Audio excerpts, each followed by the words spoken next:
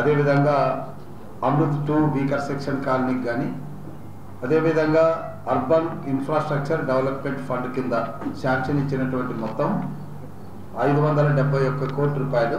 అందులో మనకిప్పుడు 208 కోట్ల రూపాయలు అండర్ పైప్ లైన్, ఇది కూడా తొందరలోనే వస్తుంది.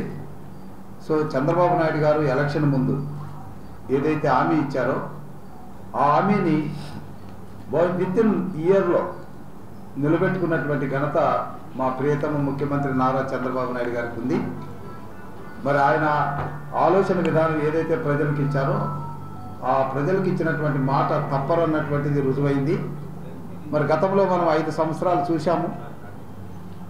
కార్పొరేషన్లో కలిసినటువంటి గ్రామాలు మంచినీటికి కటకటలాడుతున్నా కూడా పట్టించుకున్నటువంటి వైసీపీ ప్రభుత్వం, కోర్ ఏరియాలో కనీసం తాగడానికి మంచినీళ్ళు అడిగితే పట్టించుకోలేనటువంటి వైసీపీ ప్రభుత్వాన్ని ప్రజలు ఏ రకంగా తిరస్కరించారో, మరి వారి సమస్యలు పరిష్కరించడానికి చంద్రబాబు నాయుడు గారు అయితేనే ఆయనే చేయగలడన్నటువంటి నమ్మకంతో అఖండ మెజార్టీని ఇచ్చారు.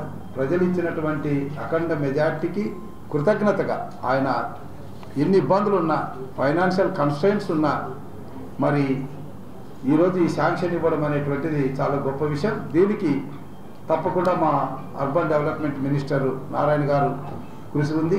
ముఖ్యంగా మా central minister doctor Pemmasani Chandrasekhar గారి ప్రతి వారం చంద్రబాబు నాయుడు గారితో మాట్లాడడం, ఇవన్నీ కూడా సెంట్రల్ గవర్నమెంట్ స్కీమ్స్, దానికి సంబంధించినటువంటి నిధులు 60% అక్కడి నుంచే వస్తాయి. సో ఆ నిధులు తెప్పించేటటువంటి విషయంలో ఆయన ఒక ప్రత్యేకంగా సెంట్రల్ మినిస్టర్ గారు ఒక సెక్రటరియట్ తన సొంత ఖర్చులతో ఏర్పాటు చేసుకొని, లైజన్ ఏర్పాటు చేసుకొని, అక్కడ అధికారులతోనూ మంత్రులతోనూ ప్రతినిత్యం తలామునుకులై మళ్ళా వారంలో 3 రోజులు ఇక్కడికి వచ్చి ఆ కార్యక్రమాల అమలును చేస్తున్నటువంటి పరిస్థితి కూడా మనం గమనిస్తున్నాం. కాబట్టి ఆయన కృషికి కూడా మనం అభినందిస్తూ, మరి ఏ కార్యక్రమమైనా ఇచ్చినటువంటి కార్యక్రమాన్ని మా ఎమ్మెల్యేలు 3 కూడా కార్పొరేషన్ పరిధిలో ఒక సమన్వయంతో పనిచేస్తున్నాం. అందరూ ఈరోజు నజీర్ గారు కావచ్చు, మా గల్లా మాధవ్ కావచ్చు, నేను కావచ్చు, అందరూ కూడా మా మంత్రి మా పెమ్మసాని చంద్రశేఖర్ గారు ఒకే మాట. ఇప్పుడు మళ్ళీ మాకు ఒక అడిషనల్ స్ట్రెంత్ వచ్చింది నాని గారు, ఎందుకంటే రవీంద్ర గారికి అపారమైనటువంటి అనుభవం ఉంది ఈ ప్రాంతం పట్ల. సో ఆయన కూడా ఒక పాజిటివ్ దృక్పథంతో కలిసి పనిచేయాలనేటువంటి ఒక ఆలోచనతో వచ్చారు. మేము ఏదైతే మాట ఇచ్చామో మేయర్ గారిని తొలగిస్తున్నాము, 5 ఏళ్ళు 4 ఏళ్ళలో కోల్పోయిన దాన్ని 1 సంవత్సరంలో సాధిస్తామన్నది ఇది తార్కాణం, ఇది ఒక స్టెప్. కాబట్టి ఏది మేము చెప్పింది తూచా తప్పకుండా అమల్లో పెడతామని మా రవీంద్ర గారి సాక్షిగా మేము చెప్తున్నాం.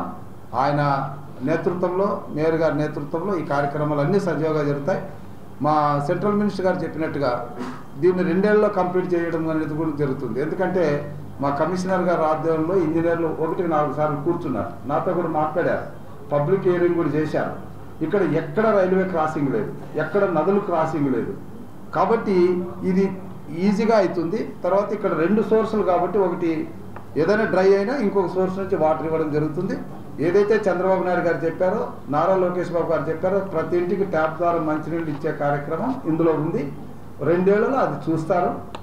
ఈ చక్కటి కార్యక్రమంలో మేము భాగస్వాములైనందుకు మా జన్మ ధన్యమైందని భావిస్తూ, నేను కలెక్టర్గా చేయలేని పని ఈరోజు చంద్రబాబు నాయుడు గారి ఆశీస్సులతో ఒక ఎమ్మెల్యేగా ఈ కార్యక్రమంలో భాగస్వాములైనందుకు ఆయనకు నా ధన్యవాదాలు.